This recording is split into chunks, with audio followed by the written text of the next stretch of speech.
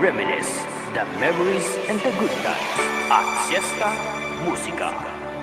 Early morning sunshine.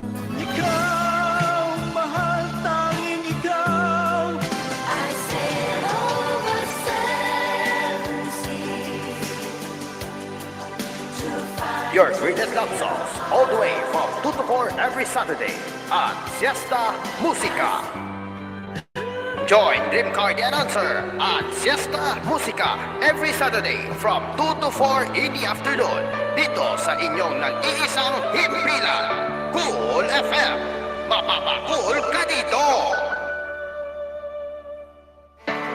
Love songs straight from the heart at Siesta Musica. I'd be a fool if I couldn't see. Baby, kung mahal ka niyan talaga. who broke your heart and made you write that song. Your greatest love songs all the way from 2 to 4 every Saturday at Siesta Musica. Join Dream Car the Announcer at Siesta Musica every Saturday from 2 to 4 Cool FM. Mapapakul ka dito!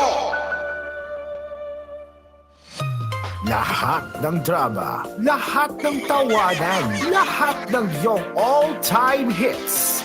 Ang tanging huntahan ng Masang Lamaw. Number 1 sa Mega Manila, nationwide pa. Broadcasting from TGON, TVH Group of Networks. Dito lang sa inyong iisang himpilan.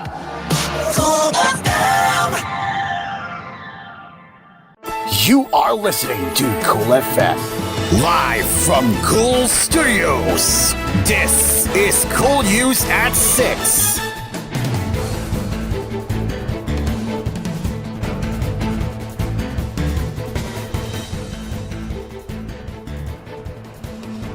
Good evening. I'm Cairo. Hu Ang-Zi-Yang, believed to be a central figure in the establishment of Philippine offshore gaming operators Pogos in Pampanga and Tarlac, has fled to Hong Kong according to Senator Sherwin Kajilian. We learned that he is now in Hong Kong. From Taiwan, he flew to Hong Kong, so we can see that he's actively moving. Kajilian to reporters in the press conference on Thursday. Citing documents found on raided Pogo facilities in Pampanga and Tarlac, Kajilian said it is evident that Hu Ang-Zi-Yang is connected to these raided firms. It's important that we file a case against him and that progress be made on this case in order for a formal warrant of arrest here in the Philippines be issued. With this, we can alert the Interpol to limit his movements, said the senator. Kajilian said it's unclear whether or not Hu Ang-Zi-Yang is the boss of all bosses of Pogos. The lawmaker, however, made it clear that this Chinese individual is already a top-ranking official involved in the pro-lification of these hubs. So far, I cannot say if he is the big boss, but so far he is a boss. We have seen that he's involved in the three Pogo hubs.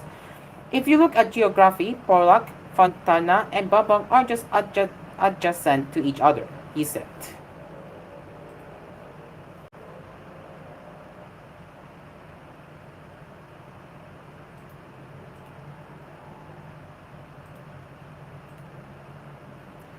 Former police caller Rowena Garmas has been cited for contempt for lying and providing evasive replies during the House of Representatives Squad Committee hearing on Thursday.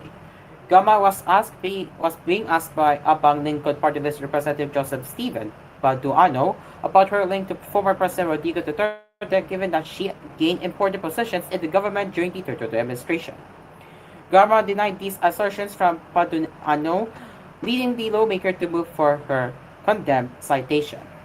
A brief discussion ensued after Paduano's motion, leading Garma to be emotional over the lawmaker's decision. The former police officer who served as general manager of the Philippine Charity Sweepstakes Office was invited by the Quad Committee because she was linked to the killing of 3 Chinese nationals detained at the Davao Prison and Pandal Farm in August 2016. Earlier, Bureau of Corrections Superintendent Garodo Padilla admitted again that Garma talked to him over the killing of the Chinese nationals. Gama will be detained at the Correctional Institute for Women in Mandaluyong because the house detention facility is already full.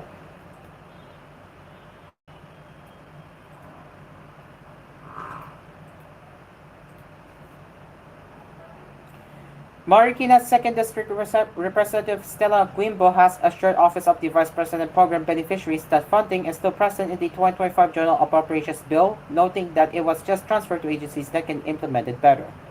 Quimbo, in a briefing on Thursday, explained that the OVB's allocations would only be transferred to the Department of Social Welfare and Development through the Assistance to Individuals in Crisis Situation, and the Department of Health through the Medical Assistance to Indigent and Financially Incapacitated Patients. According to Quimbo, Senior Vice Chairperson of the House of Representatives Committee on Appropriations, which crafts the GAB, the DSWD, and the DOH, are already tested in terms of implementing programs for the people. What will go to the AICS is an additional 646.5 million pesos, and for MAIFIP, another 646.5 million pesos. So as you see, almost equal amounts.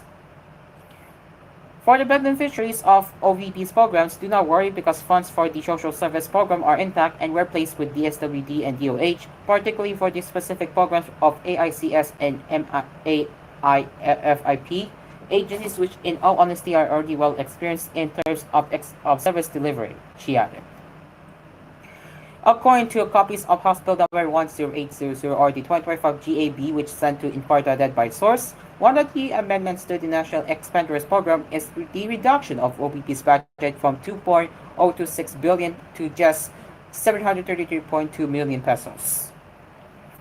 Earlier, Quimbo confirmed this, saying that the Appropriations Panel has decided to recommend significant reductions to the OVP proposed budget due to the utilization rates for its projects.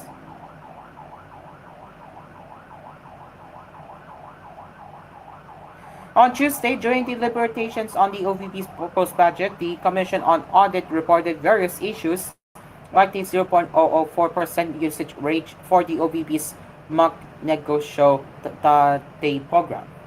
Despite the amendments, Quimbo said no jobs were affected as the personal salaries for workers in programs that were previously with the OVP were just transferred to the said agencies.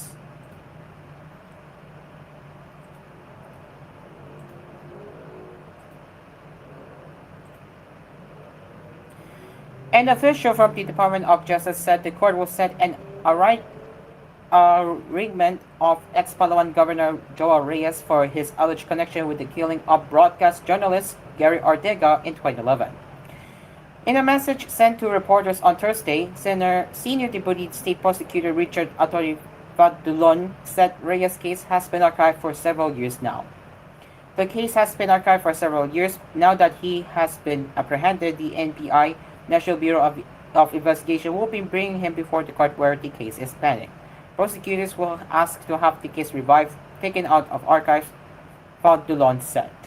The court will set the arraignment once the return of the warrant against former Governor Reyes has been made by the NBI, he added. On Wednesday evening, the Presidential Task Force on Media Security announced in a Facebook post that Reyes turned himself in before the NBI office based on information from an undisclosed source. Reyes is currently confined in a hospital in Quezon City. Meanwhile, in an ambashed interview, Justice Secretary Jesus Crispin Remula said NBI personnel were already keeping watching over Reyes even before this development was announced to the public. We will pursue the prosecution because it cannot proceed if he's not around, Remula said.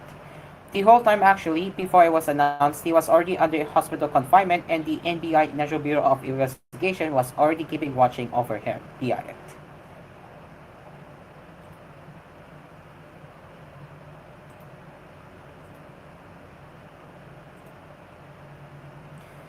The 1.29 billion pesos that a House of Representatives panel recommended stripping from the proposed 2.037 billion pesos budget of the Office of the Vice President next year should be allocated to education and other essential service.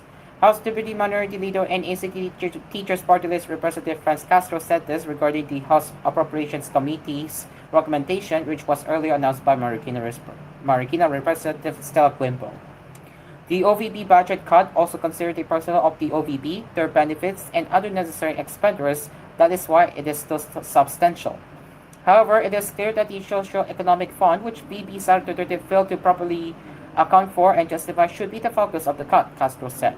She added that essential government service, particularly in education and other critical sectors, should be prioritized in deciding where these slash funds would go. Castro also said that the proposed 10 million pesos budget for the publication of the book Isang Kaibigan should also be transferred to other support initiatives under the Education Department. Relocating these funds to DepEd will better serve our students and educators, ensuring that resources are directed towards enhancing our educational system, the lawmaker pointed out.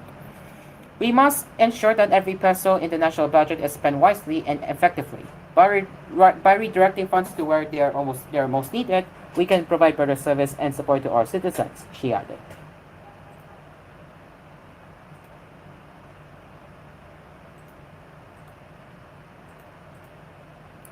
And possible burial sites have been identified in the Philippine offshore gaming operators Poco Hub in Porac, Pampanga, the Presidential Anti-Organized Crime Commission said on Thursday. PAOCC spokesperson Winston John Castillo said operatives of the agency, prosecutors, and the Philippine National Police Criminal Investigation and Detection Group made the potential grim discovery inside the Lucky Star 99 facility. Over the weekend, prosecutors, PNP, CIDG, investigators, officers of PAOCC, and witnesses have identified possible burial locations, Castillo said in a statement. Castillo said the PAOCC investigated claims of buried bodies after receiving reports on the matter. Castillo said PAOCC have now applied for such warrants. These are very serious allegations that our task group cannot take lightly, Castillo said. For this reason, we have decided to apply for a search warrant to calm the anxious minds of both the foreign embassies with missing nationals as well as the relatives of those who have disappeared. Chinese nationals earlier filed charges before the Department of Justice to file charges against Lucky Star 99 Representative Cassandra Leong and 53 others, accusing them of trafficking and forcing them to work in the said Poco Hub. Lucky Star 99 was raided and shuttered by law enforcers on June 4 on suspicion that it was involved in torture, human trafficking, and scamming activities. It is now 6:11 in the evening, and koolNews at 6 will be right back.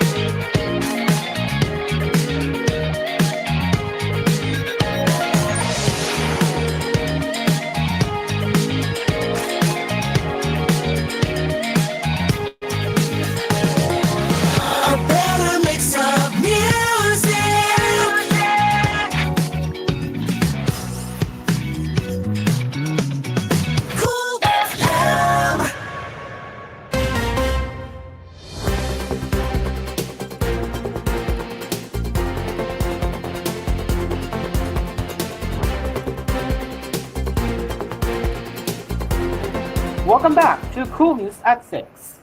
Let's continue with the headlines.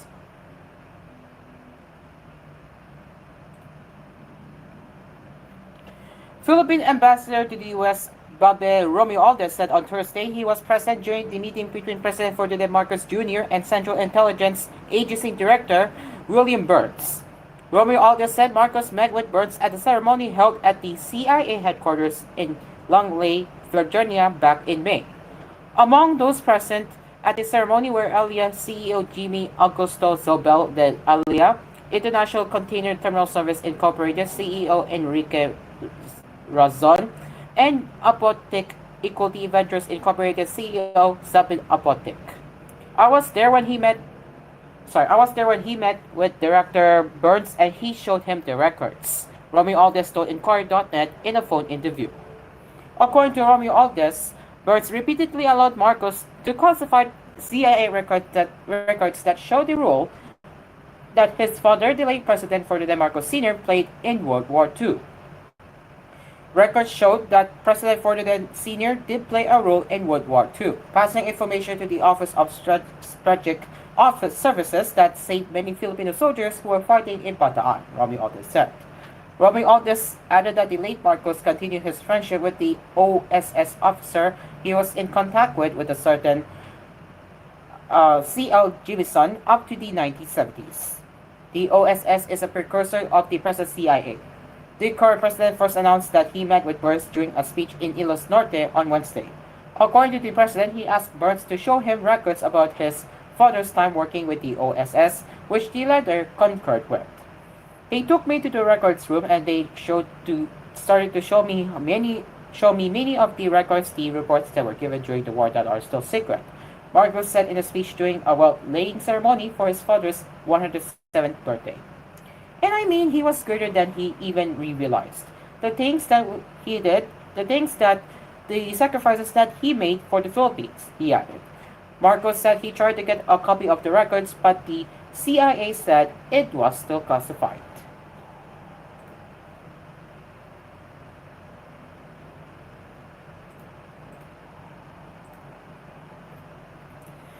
Dismissed Bamba Mayor Alice Guo filed on Thursday her counter-affidavit in response to the material misrepresentation case filed by the Commission on Elections against her. The poll body previously gave her until Thursday, September 2 to submit her counter-affidavit after she filed a second motion to extend the deadline for filing of her response to the charge. The decision also said that she would not be granted any further extension.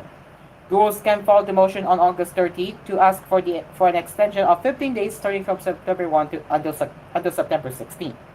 COMELEC chairperson George Garcia disclosed in a message to the media that Guo filed her counter-affidavit through her lawyer.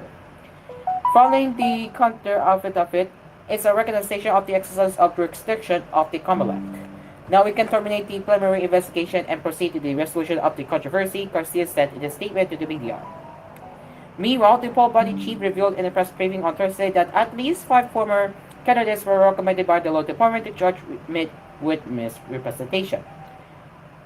Garcia said the commission will decide whether or not to charge them with misrepresentation. He added that the case may stem from lying on the indicated age, address, voter registration, literacy, and Filipino citizenship on the certificate of candidacy. He also noted that the commission is not doing a single-out move against Guo as they regularly handle misrepresentation case. The poll body issued a subpoena against Guo on August 13 for alleged material misrepresentation in her COC in the 2022 elections. This development came after the COMELEC and Bank anonymously approved the recommendation of its law department to file the charges.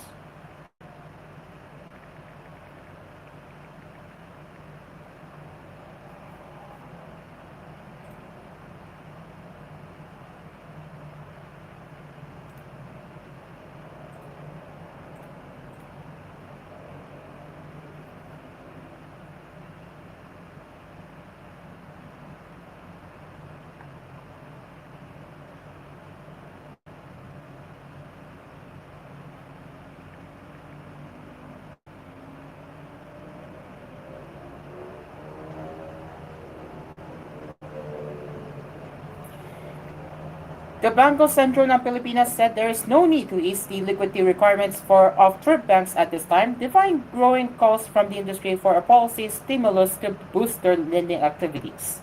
The BSP said maintaining the 20% minimum liquidity ratio of third banks is appropriate as this ensures that smaller lenders have enough cash to withstand potential stress events while continuing to meet the funding needs of their clients. Ultimately, the central bank said reducing the MLR to 60%, which was implemented at the height of the pandemic as a regulatory relief measure, is not warranted at this time. The BSP continues to monitor banks' compliance with liquidity requirements and will react promptly to any developments that may impede compliance on an industry-wide basis, the regulator said in a statement. The decision to keep the current MLR untouched bucked calls from players in the sector to bring the ratio back to pandemic-era levels. The Chamber of Trade Banks and Industry Group had repeatedly called on the BSP to lower the MLR again to free up more loanable funds to support economic growth. CTB reportedly argued that trade banks would have to set aside 22% of their cash, including the 2% reserve requirement ratio for small banks, as a buffer that does not generate returns. This cannot be used for lending activities. BSP data showed the thrift banking sector had over 35 billion pesos in additional loanable funds as of May 2024. This while the majority of such banks reported ratios that significantly exceed 20%. This demonstrates that the thrift banking industry remains capable of complying with the potential liquidity requirement while continuing to expand lending, the central bank said. The BSP added that the MLR and RRR are not additive in nature because they serve distinct purposes. The MLR is a micro-potential requirement intended to promote banks' short-term resilience to liquidity shocks. In contrast, reserve requirements are employed as a monetary policy tool that aids to manage the volume of domestic liquidity, the BSP said. Moreover, bank reserves are considered liquid assets under the MLR framework, it added.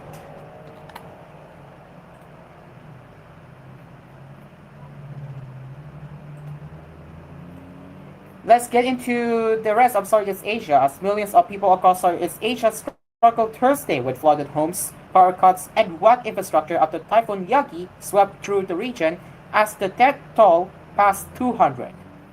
In worst-hit Vietnam, the fatalities rose to 107, with 8 confirmed dead in northern Thailand, where one district is suffering its worst floods in 80 years. Yagi smashed into Vietnam at the weekend, bringing a colossal deluge of rain that has inundated a swatch of northern Vietnam, Laos, Thailand, and Myanmar, triggering deadly landslides and widespread river flooding. One farmer told AFP his entire 1,800 square meter peach blossom plantation was submerged, destroying all 400 of his trees. It will be so hard for me to recover from this loss. I think I will lose up to $40,000 this season, the farmer, who gave his name only as to, told AFP. I really don't know what to do now. I'm just waiting for the water to recede. The high waters have devastated more than 250,000 hectares of crops and huge numbers of livestock, Vietnam's agriculture ministry said, with farmland around Hanoi hit hard. Commuters and parts of the Vietnamese capital trudged to work through shin-deep brown floodwaters, though officials said river levels in the city are slowly falling after hitting a 20-year high on Wednesday. Thousands have been forced to evacuate their homes, while others are struggling with power cuts, and in one badly hit district on the outskirts of Hanoi, more than 15,000 people have been affected by the floods. Vietnamese state media said a landslide in Monteros Lao Cai province killed 7 people, with 11 missing. The incident happened on Tuesday, but details have only just got through because communication with the area was cut off, officials told state media. This comes in addition to a separate landslide in the same province that annihilated an entire village of 37 houses, killing at least 34 people, with 46 still unaccounted for. The Mekong River Commission, the international body overseeing the crucial waterway, issued a flood warning on Thursday for the historic Laodian city of Luang Prabang. The Mekong is expected to hit flood levels in Luang Prabang, a UNESCO World Heritage Site, on Thursday, the Commission said in the bulletin. In Thailand, the death toll has risen to 8, with four more deaths reported from a landslide in Chiang Mai province, according to Provincial Governor Nirat Pongsit-Chawat. Further north, Misay district on the border with Myanmar is suffering its worst floods in 80 years, Sutipong Joran, a senior interior ministry official said in a statement. The Thai government has mobilized the military to help relief efforts, deploying 3 helicopters to carry out an aerial survey of the situation.